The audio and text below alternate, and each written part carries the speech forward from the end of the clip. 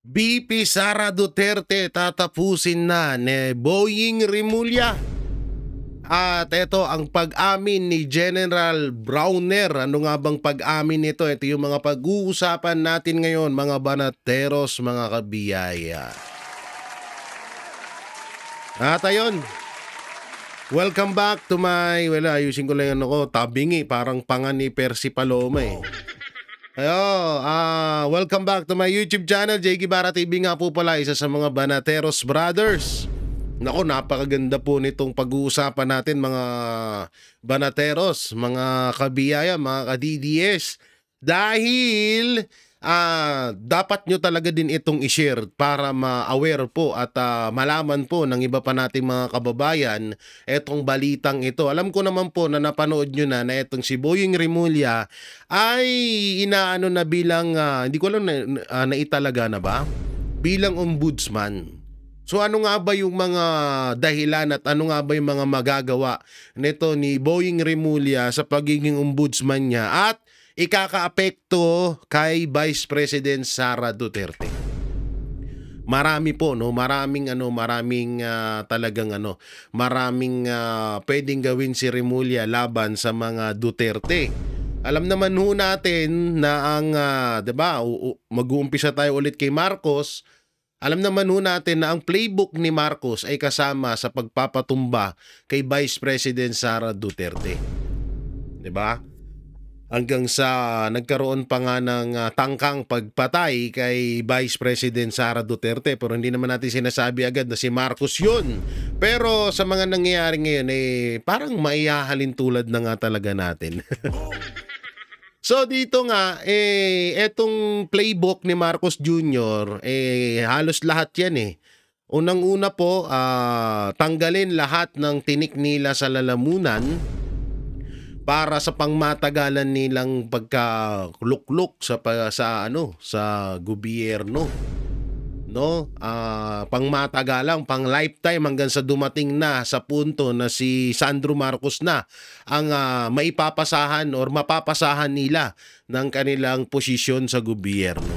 Dalawa lang mo yan, at eto rin kay dito kay Romualdez din, isa rin sa nag-aasam na pwede rin nilang pagpasahan ng kanilang termino, no? So alam naman ho natin na itong si Marcos ganito na yung galawan. Talagang gusto niyang sundan yung tinahak ng kanyang ama na umabot ho ng 20 years sa pagiging presidente ng Pilipinas.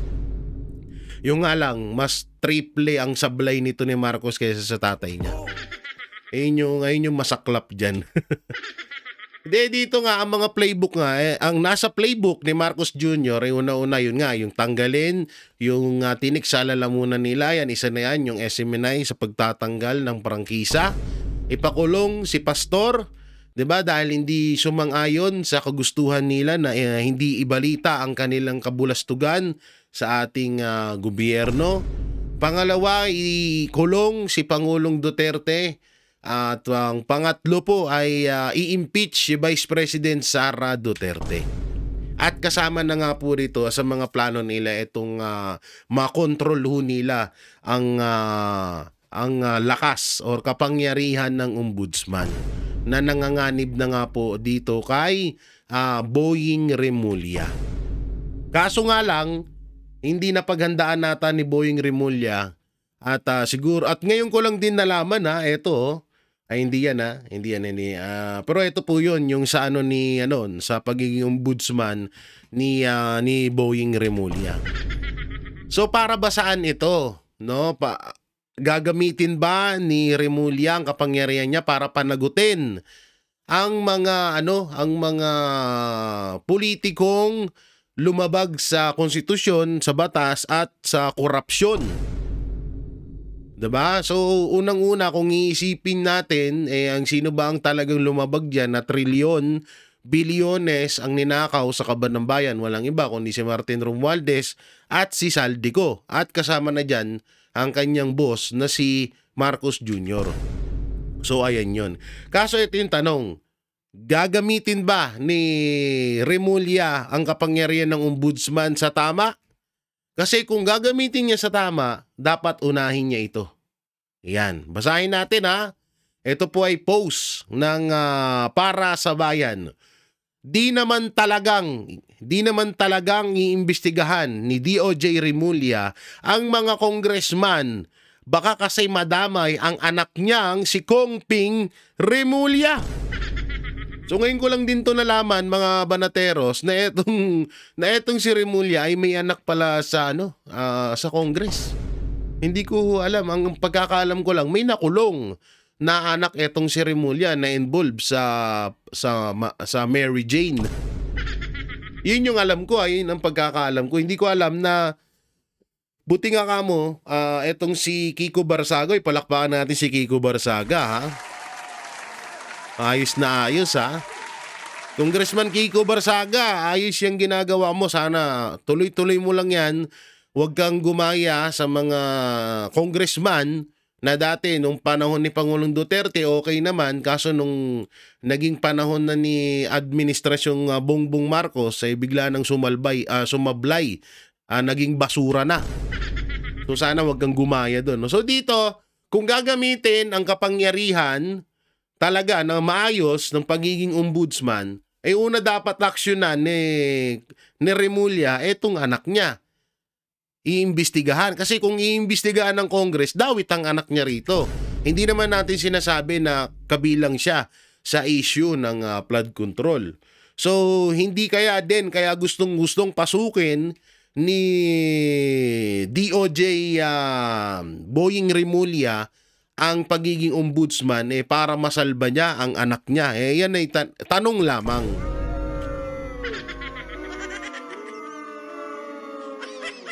Yan ay isang katanungan lamang bilang isang ordinaryong Pilipino, no? At pwede rin naman kaya pinasok ni Boying Remulla ang pagiging ombudsman para nga doon karnihin or tapusin ang karir ni Vice President Sara Duterte. Alam naman natin ang galawan nila ngayon, 'di ba?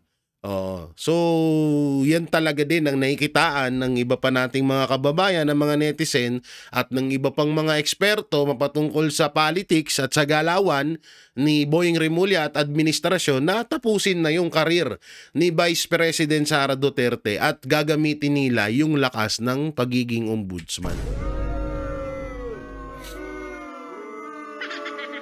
Ganyan na ho kalupit, no? So yun, eto abangan natin to na imbestigahan nga ni Boying Remulla ang mga congressman. Ang kaso, nandyan pala yung anak niya. Paano yan? Ewan ko lang ha. Pero sa totoo lang ito alam mo, ito yung pinakamasakit talaga na katotohanan na sinabi ni Pangulong Duterte noon na bukas, ngayon kakampi mo, bukas kalaban mo na. At yung tinatawag na utang na loob. Pagdating sa politics, talagang bibihira ka makakita ng mga politiko na tumatanaw ng utang na loob. Kasi itong si Boying Remulla, isa ito sa mga parang matatawag na natin na naglumpasay. Naglumpasay na humingi ng tulong kay Pastor Apollo Kibuloy. Panahon na nadakip ang kanyang anak sa issue ng marijuana. Pero ngayon, tignan nyo, di ba? Hindi naman natin sinasabi na kalabanin niya si Marcos. Pero kung talagang, kung talagang ito ay mapagkakatiwalaan, dapat, nung panahon na ginigipit ang KOJC at si Pastor, isa siya dapat sa nagpatupad ng batas. Kaso, di ba, sinunod-sunod nila. Nung panahon nga na kinidnap nila si Pangulong Duterte, wala ding naging magandang resulta ang pagiging DOJ ni Remulla. So what if pa kaya ngayon na magiging ombudsman siya, patay na. 'Di ba? Yan yung ito yung masakit dito. Ito yung talagang pinakamasakit dito, natatrabahuhin ni Remulla itong si Vice President Sara Duterte. Kasi nga sabi ko nga, ilang beses ko na rin to nasabi na maraming pagkakataon or maraming way ang naisipan ng mga anti-Duterte or ng administrasyon para mapatalsik si Vice President Sara Duterte. Unang-una nga diyan, ayun nga yung unang-una sa ibang mainstream media na napalabasin palagi na masama ang mga Duterte at masama si VP Sara Duterte. Pangalawa, yung sa COMELEC. 'Di ba? Yung sa COMELEC na nakikita naman natin ngayon ang galawan ng COMELEC na harap-harapan na nagnanakaw si Saldico at Romualdez pero hindi nila tinatalakay o hindi man lang nila iniimbestigahan. Kahit na sabihin na natin iniimbestigahan pero alam naman natin na walang patutunguhan. At pwede rin dyan, yung COMELEC na yan, pwede rin gawin dyan ay i-impeach nila ay hindi nila ipanalo si Vice President Sara Duterte kahit na sabihin na natin na sobrang doble ang lamang ng boto sa darating na 2028 dito kay Vice President Sara Duterte, pero pagdating sa mga kalaban na kulelat naman sa boto, maaaring manalo dahil sa kagustuhan ng COMELEC. Ngayon, eto pa isa na way na maging ombudsman si Remulla para sampahan ng kaso si Vice President Sara Duterte.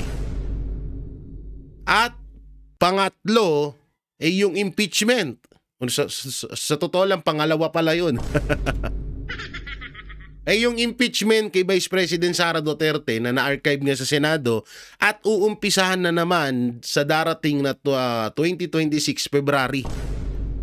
So isa pa rin yan. So marami silang plan A, plan B, marami silang plano hanggang sa baka nga umabot pa ng pang letter C ang plano nila para lang patumbahin si Vice President Sara Duterte para hindi makatakbo sa darating na 2028. Diba? So, at hindi manalo bilang presidente dahil alam naman din natin na katulad niyan etong si Saldico at Martin Romualdez pati si Marcos Jr. ay maraming kakaharapin na kaso. Pag hindi nila ginawa yun, baka mabulok sila sa kulungan habang buhay talaga. No, talagang mananagot sila at mananagot sa nakawan, sa paglabag sa batas.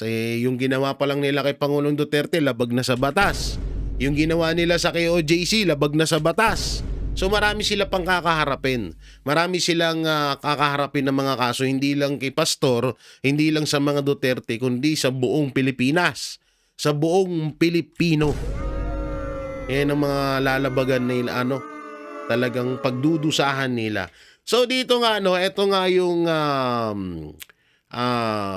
hindi tayo ito yung video ni Remulla na tangina ngiting wagas dahil nakuha niya na ang kanyang kagustuhan. So ito po at panoorin natin. Sige. So sir, yun po muna if we could get your reaction si Senator Ping Lacson, siya po ay nagsabi magre-resign po bilang chairperson ng Senate Blue Ribbon Committee. Your reaction po to this? Malungkot tayo dahil Malungkot. It's probably one of the best investigators in the country. Kaya impressive ang body of work na talaga. From the very beginning until now, when he was still like in the PAOK TF and now here, he has a very impressive body of work. It's also a loss if you think about it.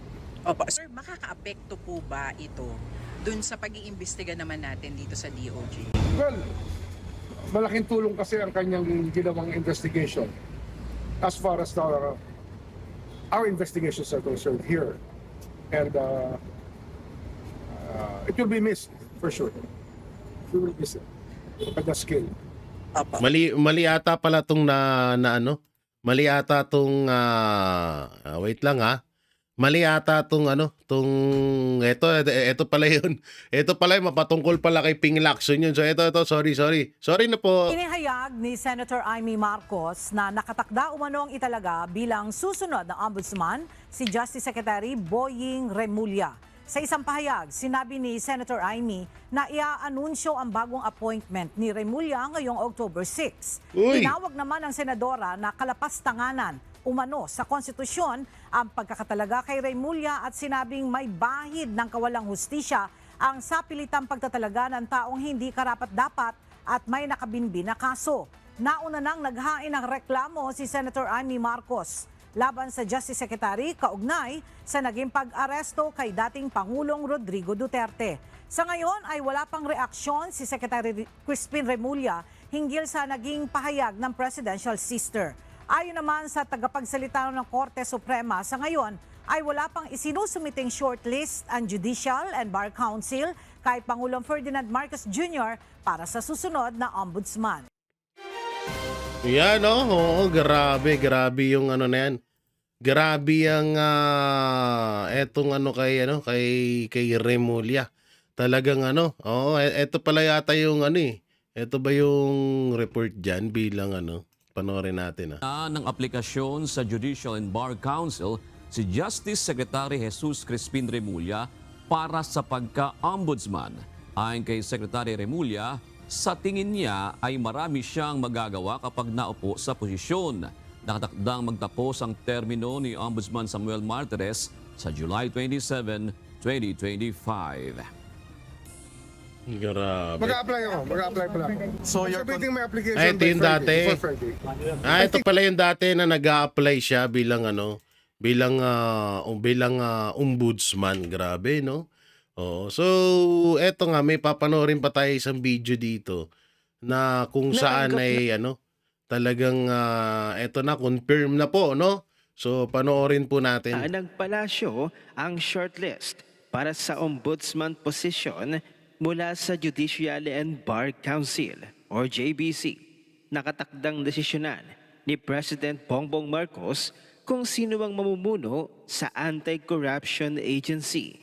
Kabilang sa mga listahan ay sina Mike Aguinaldo, Stephen Cruz, Garland, Annalisa Logan, Maria Lopez, Musni at Remulla. Pinagtataka naman ng mga netizens, bakit napasali pa itong si Boying Remulla?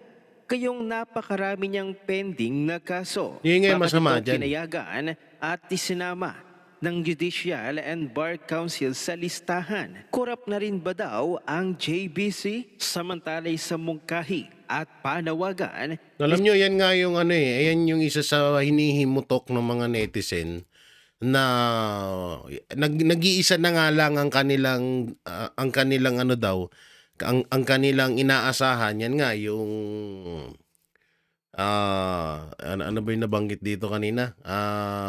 Korte na nagtalaga nga dito kay anong pangalan nun? Nakalimutan ko. Korap na rin ba daw ang JBC? JBC. Oo, yung JBC ay yan na lang daw yung isa sa inaasahan. Ngayon daw na ginawa nga ito, parang nawalan na talaga ng pag-asa ang mga Pilipino.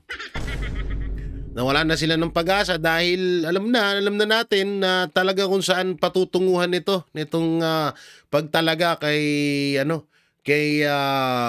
Remulla bilang ombudsman. So tuloy natin. Nasaan yan? Dito tayo, yan. Ni Press Officer Attorney Claire Castro kay Senate Minority Leader Alan Peter Cayetano matapos manawagan ito ng mass resignation at snap elections para umano maibalik ang tiwala ng publiko sa gobyerno. Ayon pa kay Castro, kung tunay na seryoso si Senator Cayetano sa kanyang panawagan, dapat siyang maunang magpitiw sa pwesto upang maging halimbawa sa iba. Pinanatan pa ni Castro ang senador.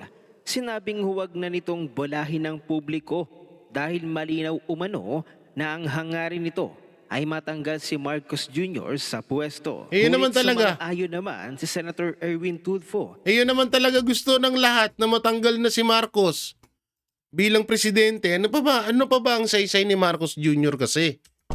Yan yung dapat mong sagutin na attorney, hindi dapat ito tinatawag na attorney, Boplak Auntie Claire. Yun dapat yung isa mong sagutin. Ano pa ba ang dahilan para tumagal pa si Marcos Jr. bilang presidente ng bansang Pilipinas? Yung ultimong pinsan niya, tsaka si Saldico, hindi niya mapanagot. Puro lang siya salita na may papanagutin, ito, ganyan. Nakatutok lang kayo sa mga kontraktor Pero kay si Martin Romualdez, si Saldico, asan, di ba? Wala. Nga na, di ba? So ganun ka walang niya. So ibig sabihin, tama tama lang yung sinasabi ni Senator Cayetano na talagang mag-resign na. At marami na rin nananawagan.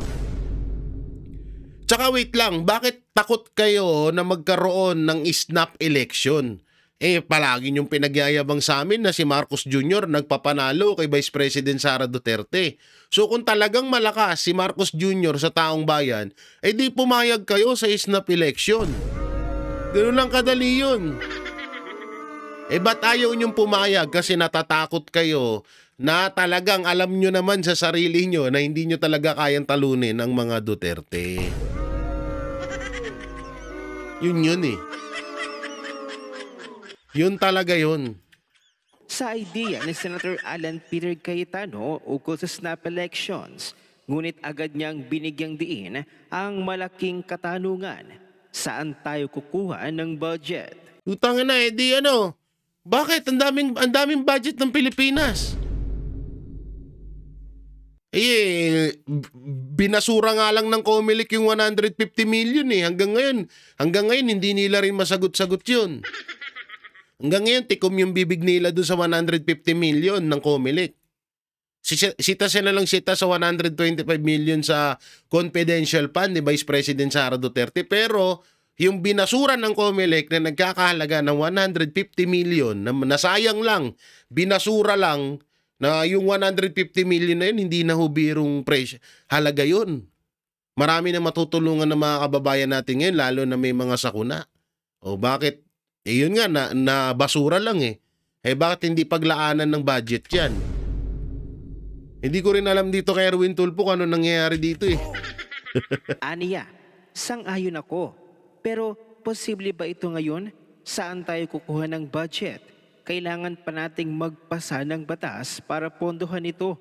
Bakit hindi isama ang lahat ng halal na opisyal mula Pangulo hanggang konsehal? Ngunit bumuelta sa Attorney Rowena Guanzon, aniya, kayang pondohan yan. Yan ang reaksyon ni dating COMELEC at COA Commissioner. Sabi ni Secretary ni Ma'am Rowena Guanzon, kayang ponduhan yan kung nakawan nga ng trilyon na gawa in 3 years. Tama! So, totoo lang. Hindi, totoo yun Basag sila doon. Kung yung trilyon nga ilang trilyon na ba nawawala sa budget natin? Malaki na, diba? Ilang trilyon na? 2, 3? Nagawan nga ng paraan yun yung snap election pa kaya? Tama yung sinasabi ni Ma'am Rowena Guanzon. Tanginang yun. Kaya yung si Rapi Tulfo, sala sa init, sala sa Rapi Tulfo. Erwin Tulfo pala. Sala sa init, sala sa lamig din Kunwari, pumayag pero may katanungan.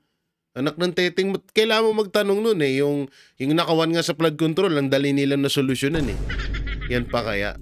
Commissioner Attorney Rowena Guanzon, matapos magtanong si Senator Erwin Tulfo kung saan kukunin ang pondo para sa mungkahing snap elections. Aniya, Senator, kayang pondohan yan.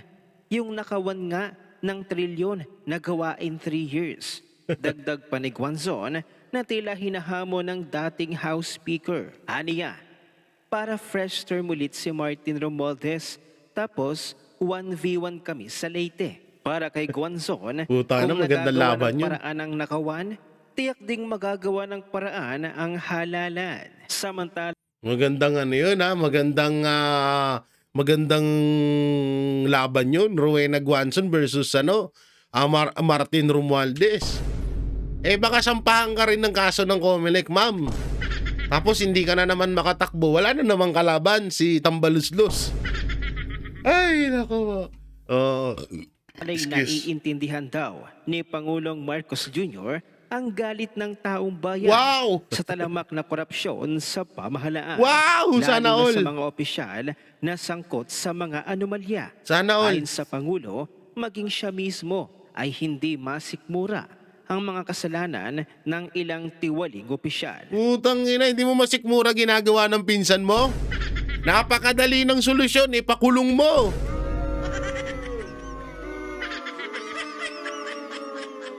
Nasusuka ka na ba sa ginagawa ng pinsan mo? Ipakulong mo dong. Tangina, ito na naman yung banat ni Marcos Jr. na ano eh. Yung banat na, alam mo yun, hindi kasi ito sa totoo lang, strategy na nila to noon pa. Simula nung eleksyon, diba? Puro paawa effect, paawa effect, paawa effect. Ganon ng ganon. Tangina, ginagawa mong tanga sarili mo. Mahirap lunukin ang kahirapan sa Pilipinas. Sino ba nagpapahirap sa Pilipinas? Pinsan mo, di ba? Tsaka ikaw. O sabihin na natin, hindi ikaw. Sige na, oo, sige. Hindi na ikaw, o hindi na ikaw, ha? O si Martin Romualdez na lang, ba't ayaw mong panagutin? Yun ang tanong dun.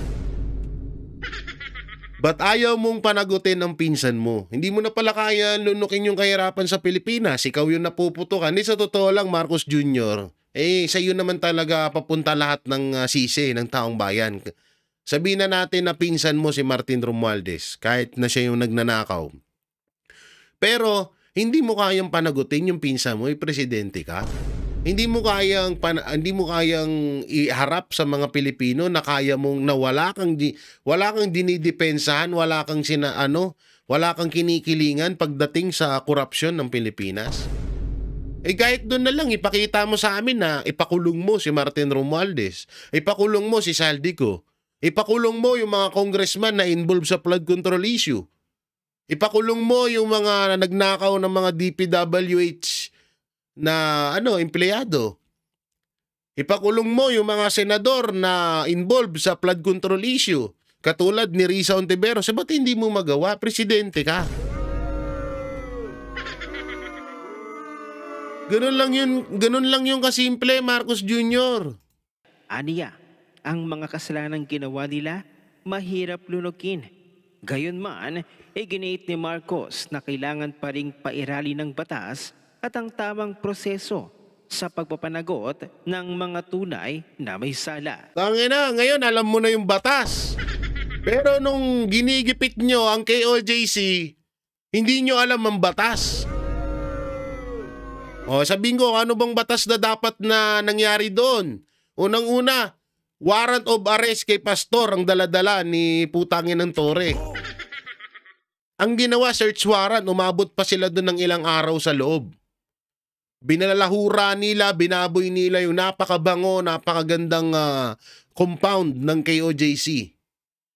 Doon pa lang lumabag na kayo sa batas. Tapos ngayon, pagdating sa pinsan mo, papanagutin mo, yung pinsan mo, kailangan mo na pairalin yung batas. Tangina mo. Gago.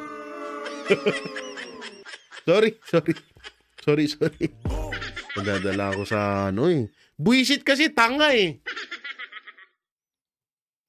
Kapag kaalyado ng mga Duterte, hindi pinapairal ang batas. Pero kapag kaalyado nyo, papairalin ng batas. Ulul! Yudi puta ka. Sorry pasensya na, deserve nyo yun Samantalay, bakit hindi magawang aminin ni Senator Risa Ontiveros na may... Ayoko nang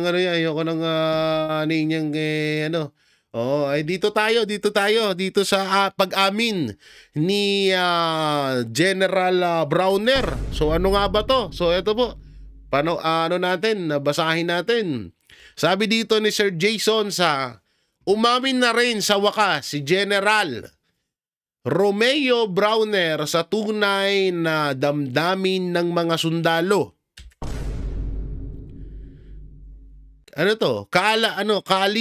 Kalin sabay nito ang pag-amin ng AFP Chief of Staff na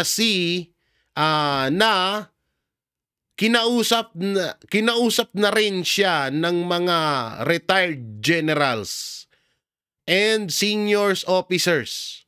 Kaugnay ng hangarin nilang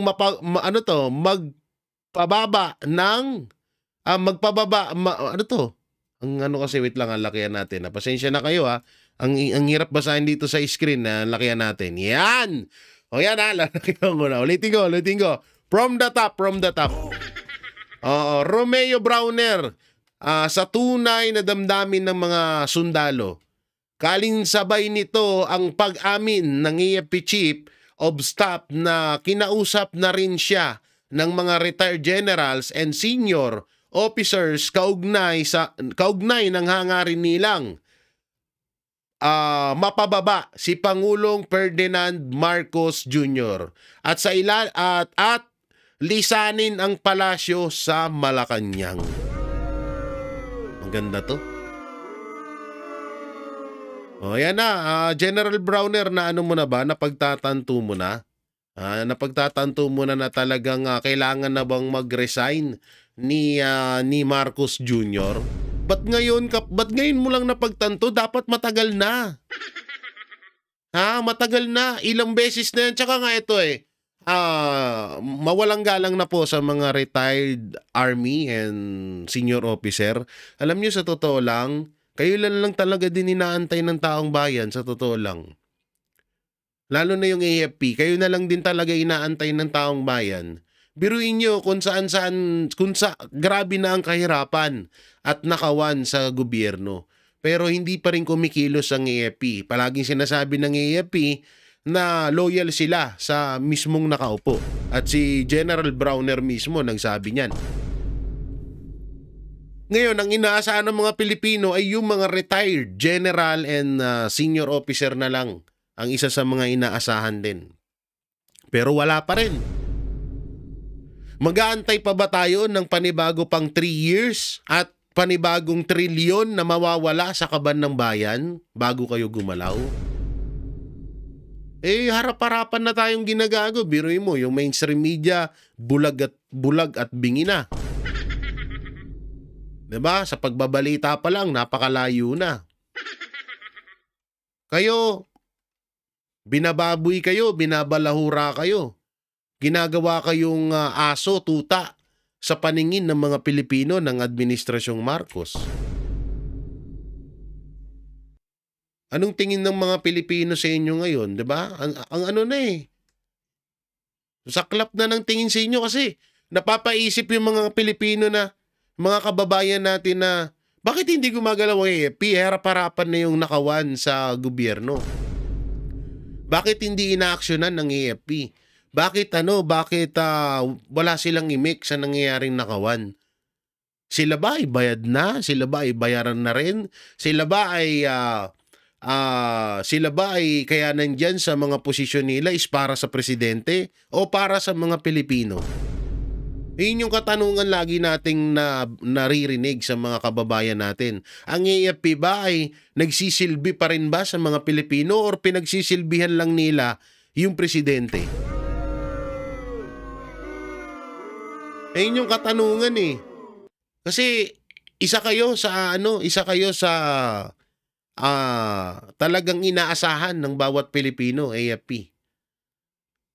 Mawalang galang na ho sa inyo. Isa po kayo sa pinaka-importanting inaasahan ng mga Pilipino. Na dapat ay isa kayo sa mga unang gumalaw kapag alam nyo na talagang grabe na ang nangyayaring anomalya sa gobyerno. Dito pa lang sa issue ng flood control, grabe na to Noon pa man grabe na pang 2 years pa lang ni Marcos ang tindi na ng mga nangyayari. Baka nga itong flood control na to, late pa to May mga una pang ginawang nakawan dyan sa gobyerno. Pero ang AFP wala pa rin, hindi pa rin kumikibo, hindi pa rin gumagalaw. Diba? Pero anong gagawin? Uunahan muna ng Pilipino bago kayo dumating. Dapat una kayo ang gumalaw. Hindi ko kayo hinihimok na para saktan or parang magalit kay Marcos Jr. Ang sinasabi ko lang dito at ako'y nagtatanong kung saan pa ba kayo? Kayo pa ba ay sa panig ng mga Pilipino, ng mga kababayan o sa panig lamang ni Marcos Jr.? Kasi ang tagal na ang tagal na naming hinahanap Ang tagal naming inaantay na kumilos ang AFP. Kaso hanggang ngayon parang wala Paano ba yan, General Browner? Nakausap mo na yung mga retired generals and senior officers. Anong masasabi mo diyan?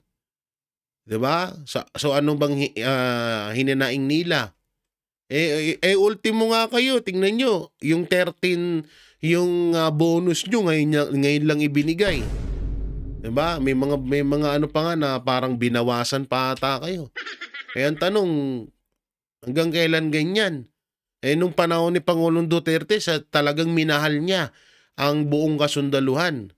Tsaka ito nagbubuwis, kayo ang mga talagang isa sa mga bayani ng bansang Pilipinas, nagbubuwis kayo ng buhay para sa aming mga ordinaryong Pilipino. Na karapat-dapat naman na kayo yung talagang sandalan at kayo dapat yung antayin na kumilos ng mga Pilipino. Anong lakas namin? Anong lakas namin sa malupit na gobyerno? Nung nagkaroon nga ng rally, 'di ba? Ilan yung namatay doon, hanggang ngayon hindi pa rin binabalita. Oo. Doon pa lang sa nangyaring rally, kahit hindi na tayo kahit hindi na natin sabihin na yung ginawa kay Pangulong Duterte na isa sa nagpahalaga sa inyo, hindi na natin yun. Doon na lang sa mga namatay at sa mga namamatay ngayon. Biruin mo, nagkaroon na ng lindol sa Cebu. Anong nangyari? Binentahan pa ni Marcos Jr. ng tig-20 ng bigas ang mga nasalanta doon. Yung mga namatay sa Bicol, namatay sa baha, yung mga nasirang ari-arian ng mga Pilipino, nang dahil sa nakawan sa flood control, yung baha sa Pilipinas ay miserable na. 'Di ba? Yun pa lang napaka-obvious na dapat gumalaw na kayo. Kayo na lang inaantay talaga eh. Kayo na lang inaantay kapag nakita ng mga Pilipino na ultimong PNP hindi na natutuwa, ultimong AFP ay hindi na natutuwa sa ginagawa ng gobyerno. Ano na yan? Tuloy-tuloy na yan. Sana nga talaga ma-realize ni General Browner na talagang dapat nang kumilos dahil hindi na masaya, hindi na tama ang nangyayari sa gobyerno natin. So yan mga barateros, mga kabiyaya, anong may kukomento nyo ho dito sa planong sa delikadong pagpapatumba kay Vice President Sara Duterte at gagamitin ng lakas ng ombudsman at dito sa pag-amin ni General Browner na parang pati ang mga retired generals and officers nagsasabi na sobrang lala na nangyayari sa bansang Pilipinas. I-comment nyo lang po dyan sa baba at babasahin natin yan. At syempre, don't forget to like, share, comment, and subscribe sa ating YouTube channel. Pipindot na lang din po yung bell button para lagi kayong updated sa ating mga video araw-araw. So yun, maraming salamat. Ingat po kayo palagi. God bless and peace and bye-bye.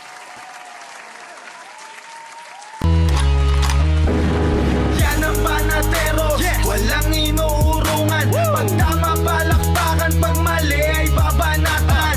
Yan ang Banateros, boses ng ordinaryong Pilipino.